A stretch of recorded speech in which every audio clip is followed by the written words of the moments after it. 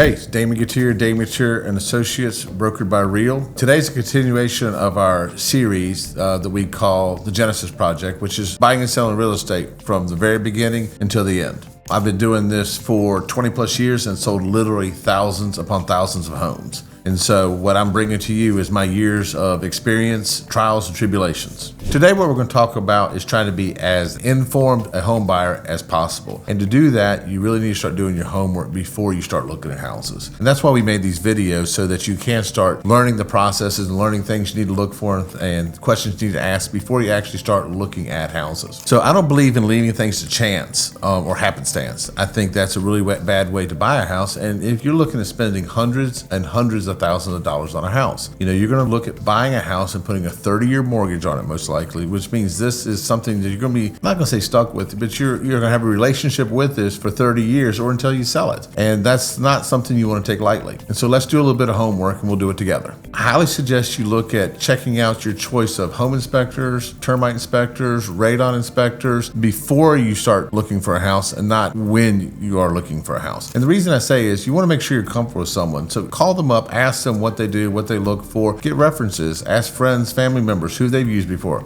Ask your real estate agent, and ask your real estate agent why they picked that home inspector. Does the home inspector do a good job? Does he find everything? And going back to a previous video, I need you to remember that the home inspectors can give you a book report or a report card on the house. It's not everything you can ask for to be repaired on a house, but it's going to give you a general report on the condition of that house. So when you buy it, you're not getting any great big surprises. And I highly suggest that you start thinking about and talking to your choice of inspectors before you put an offer on the house. And keep in mind that when you do this, what you want to do is you want to ask them, how many years experience do you have? What are you looking for? What are you going to call out? What does your report look like? Ask the home inspector to send you a sample report. And keep in mind that the home inspector is going to give you a report card on the house. It's not going to be every single thing that could be wrong with the house, because they're doing a 2 to 4 hour inspection. They're not going to find everything, but they're going to give you a good overview of the house so that hopefully you don't have any, huge expenses coming up in the next year that you weren't prepared for.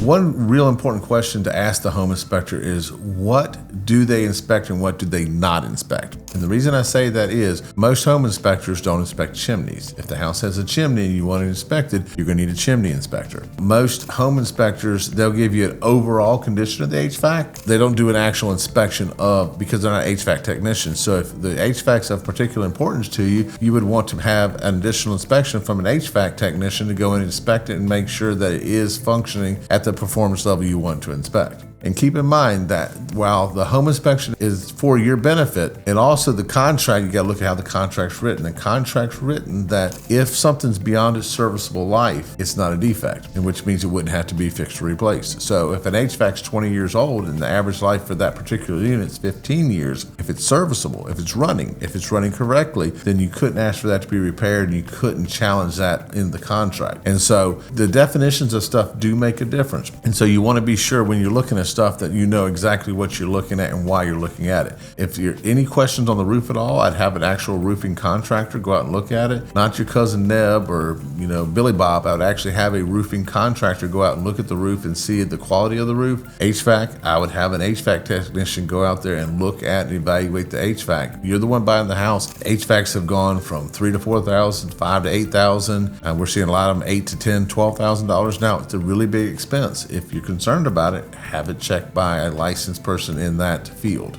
Really important thing to have inspected is the sewer line, whether it be a septic or sewer. Like when your waste leaves your house, those lines are very susceptible to breaking, to root intrusions, to issues. And if you've never cleaned up sewage backup in a house, I have, it's a pretty crappy situation, pun intended. So, having that camera go down there, it's a couple $100 to send a camera down there. Our current vendor uses a camera that go to the septic tank, and they go up to the house, and they go from the tank to the distribution box to give a better idea of what's going on in the septic system. But even a sewer line in the city, we've had multiple people have sewer lines that are broken. And you gotta realize, if you've got one person living in a house and they might have never had a sewer problem, but when you all of a sudden put 4, 5, 6 people in the house and you start start using that sewer line much more with a lot more flowing through it, you can have backups. And so a couple $100 test to have a camera sent down the sewer line to see if that sewer line is in good condition or not could save you literally tens of thousands of dollars in repairs. And it always baffles me on house purchases where if somebody are buying a car, they take it to a mechanic and they spend $300 or $400 for a mechanic to test out a $20,000 car, but they buy a $200,000, $300,000, $400,000, $500,000 house and they don't want to spend $1,000 to have the proper inspections done to make sure the house is what they think it is and it's not going to have massive repairs in the next year or so. So take your time, get the proper inspections done. You doing those inspections protects you and your investment in the future.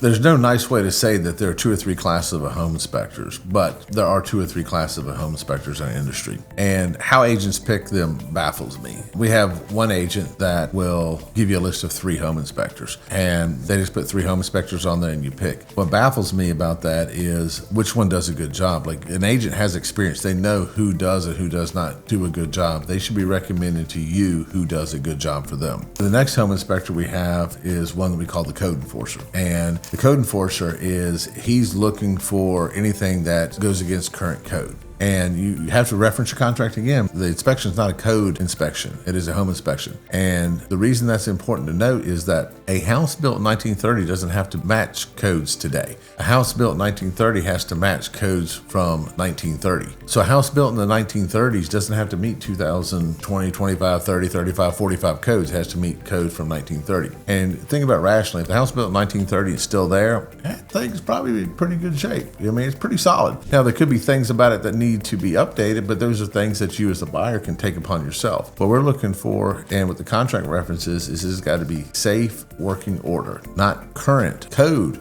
working order, safe working order. And so what we're looking for is safe working order. And so that home inspector, we call him a deal killer because that's what he does. He blows the deal. And the reason he blows the deal is because he's putting it to a standard that the house wasn't built to, which it will never pass. The next home inspector is the one, and this one probably scares me the most. It's the one that the agent says, oh, don't worry, he never finds anything. Of course, he's not going to tell you that. He's going to tell the listing agent that. And I don't care whether I'm representing the buyer or the seller. I don't like that home inspector. And the reason I don't like that home inspector is, one, for you, the buyer, you're not getting a fair report card of that house. You don't know what you're buying, okay? Why I don't like it for the seller is that when something does come up and it's post-closing, it's after closing, then the seller is getting phone calls, emails, texts, social media posts about them and how they hid this or they didn't do this or they sold these people a crappy house. And most likely they didn't know. If the home inspector had done a proper home inspection, it would have been addressed at the proper time and we wouldn't be in this situation. And so saying all that, your agent should be able to give you the name of a good home inspector that does their job, that is competent, and that's what we try to do. We use a home inspector. We have one in particular that we recommend. He does a good job. He gives you a fair report card of the house. He's not a code enforcer. He's not going to tell you, oh, it doesn't meet today's code, because it doesn't have to meet today's code. He's also going to look for deficiencies. He's going to look for problems in the house so that you, the homeowner, when you buy it, you're buying a safe, working house. So that's what we're looking for. So in regards to your home inspection, make every effort you can to attend your home inspection.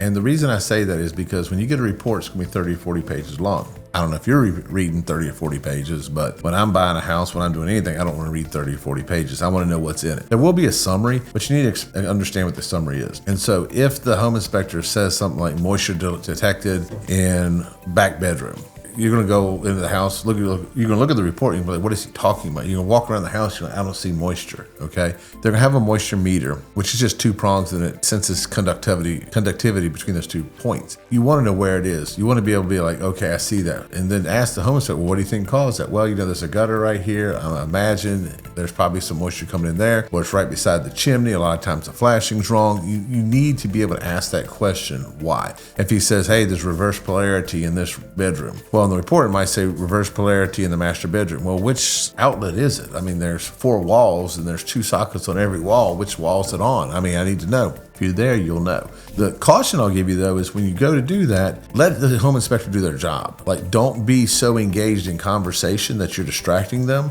And the biggest, I guess, pet peeve that home inspectors have is when home buyers show up to the home inspection that they drag them all over the house. And so they have a method. When they go in, they know exactly how they're going to do it. They do it every single time. They start with one room, doing one thing, and then they go. And so, like, let's just say they're starting in the living room. They start in the living room, and you're like, hey, I got a question down here in the basement. Like, okay, I'm going to be polite. polite. Let me go down the basement. And they go in the basement like, okay, yep. And they answer your question. They go back up to the living room. You're like, you know what? We had a question. Do you think we could take out this wall? And you take them to the master bedroom, okay? You start to distract them, then stuff gets missed. Stuff gets missed, then you're going to be upset. So don't distract the home inspector. Ask him questions pertinent to what he's doing. If at the end of the home inspection there's a question you had that wasn't addressed, then ask him that question. All right, you're going to get a better home inspection. It's going to be a shorter home inspection. The time period is going to be shorter because you didn't interrupt the process. So I highly encourage you to be there, but when you're there, be an observer that asks questions about things he finds, not someone that's asking him questions about stuff he's not talking about or doing.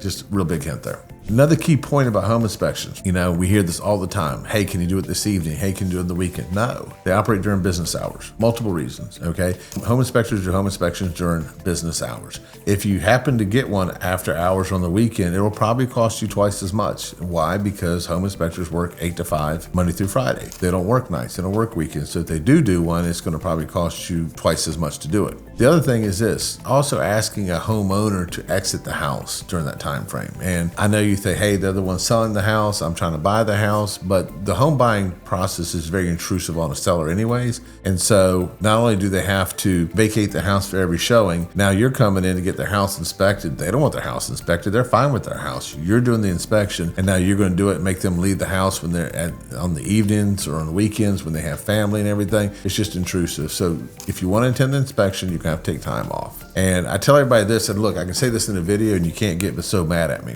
It amazes me that everybody can take time off to go to the dentist. They can take the time off to go to their CPA. They can take the time off to go to DMV, but nobody can take the time off to go to a home inspection. Home inspections are Monday through Friday, 8 to 5. So if you want to attend, just schedule off to be there so that you can attend your home inspection. Items that you should have inspected, like these are important, like your roof. It's one of the major systems of your house. It's what keeps everything dry. You want your roof inspected, and what you want to know is how much service life do you have in that house, okay, in that roof. You want to know how much serviceable life is left in that roof. So you want the roof inspected. Foundation, what's the house sit on? You want that foundation looked at. Is this house structurally sound, okay? Electrical. Houses burn up. You want to make sure the electrical system's in safe working order. You want to make sure the electrical is good. Now, we'll say this, knob and tube. A lot of the older houses here have knob and tube, and people flip their lids about knob and tube. The house is 110 years old, and it's got knob and tube. Probably pretty safe. Knob and tube in its proper form, with people haven't done anything to it, is safe. What does happen though is like knob and tube can't have a conductor between it. So a lot of people put insulation over top of it. Can't have insulation on knob and tube. It gets, some of the times it'll get old and it'll be frayed. That could be a problem. But knob and tube in itself is not bad, okay? Knob and tube, after people mess with it, can become bad. Plumbing. You want to look at plumbing. And plumbing, there's a lot of stuff with plumbing. And think about it, these are the major systems of your house. With plumbing, you have mismatched piping. You have, galvanized to plastic. You have white and black pipe, which white and black pipe, not a plumber, but I just know white and black pipe can't have it. Can't touch each other. Okay, it has to have a connection in between. Plumbing running uphill. So a pressurized pipe, water service, water coming in can run uphill. All right, but water leaving is not pressurized. In other words, when you turn on your faucet, water comes out. Why? Because there's pressure. There's water pressure on that line pushing it out. When you have sewer leaving, toilet, sink drains, all that, it's a drain. There's no pressure. So it has to run downhill. Anytime a sewer pipe runs uphill, we have a problem. It's going to be called backing up. Leaks and broken pipes, those are problems. Improperly installed faucets, bathtub diverters not working. And a diverter would be where you're going to take your tub to go from the faucet, the tub faucet to a shower head. That's your diverter. Those become inoperable at times. Reverse hot and cold water. And that's a safety issue. And it's a real pain in the butt because somebody reversed the pipes in the wall. It's a pain in the butt, okay? But it is a safety issue, especially if you can get used to it, but then you have friends or family over and it's a little too warm, so they turn it colder, but they actually turn it hotter. Now you have a scald problem. So hot and cold water reversed is a safety issue. HVAC, which HVAC is heating and air conditioning, okay? You're expected to have a general working knowledge of HVAC systems, how they work. A couple of things to keep in mind is your HVAC system is a mechanical system and it is doomed to fail. At some point, your HVAC system will fail. And just because it's inspected today does not mean it will work tomorrow. And home warranties. Home warranties on a house are just a great idea. And it's not a great idea because it really benefits me. It's a great idea because it benefits you, the consumer. And I'm just going to go total side conversation for a second here. If I live in my house, which I keep my house on 68 or 69 degrees all the time, okay? If you move into my house and during the summer, you want it set on 74, it's not going to tax it that much, okay? Because you're doing less, all right? In the winter, I keep mine on 68, 69. So then the heat, if you keep it on 74, now you're taxing the heat a lot more than it was when I used the house. So you change the use. Well, if the HVAC's 10, 15 years old and it's never used to running like that, it's never used to running the heat like that because I never ran the heat like that, you're taxing that system and it will cause it many times to have an issue. And so anytime there's a change in ownership in the house, there's a change in use of how something is used, okay? Refrigerator. You have a single person living in the house and they work and they go to the fridge once in the morning, once in the evening. Fridge doesn't have to cool that much. It doesn't turn on and off that much. It's not having to cool it down. Then you move my wife and kids in there. When my kids leave the fridge open all the time, my wife thinks that you leave the doors open while you're preparing breakfast, okay? All of a sudden that fridge, it used to run very modestly. Now it's having to run all the time just to stay cool. It is more destined to break, all right? Anytime you have a change in use, change of ownership usually means you have a change of use coming. When you have a change of use, then all of a sudden those systems tend to break. So all that to be said, a lot of these systems are mechanical. Anything that plugs into the wall, it's a mechanical system. It will fail. Change of use does tend to make that happen sooner. But just because you have a home inspection done and it said the HVAC's fine, doesn't mean it's going to stay fine. It's an indication it's in good working order. It's an indication it should be okay. But when you change that use, it could cause things. So do recommend home warranties. Ask your agent how much those are. Ask them what you can do. I will say currently we recommend one company. It's a Choza. That could change at any time, but right now we do a Choza because they do let you pick your own contractors, and that's really important. Your home inspector should go into your crawl space. If you have a home inspector that doesn't go into crawl spaces, find another home inspector. And this is why I tell you to ask these questions up front.